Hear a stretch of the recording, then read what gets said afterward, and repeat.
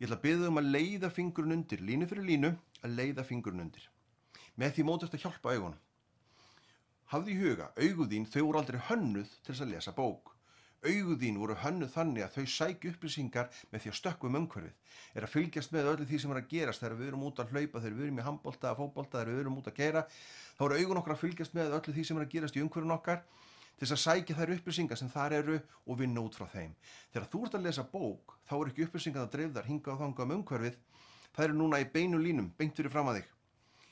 Núna ætlar þú að hjálpa augunum. Þetta er eina skiptið sem augun þurfa á smá hjálp að halda. Þú ætlar að segja það einfaldlega hvaða orð er ég að lesa og hver hratt ætla ég að lesa þessi orð. Þannig er þetta að stjórna hraðanum betur, þú ert að halda eftirtekt, athygli, einbeitingu alltaf meiri með því að hjálpa augunum svona í gegn.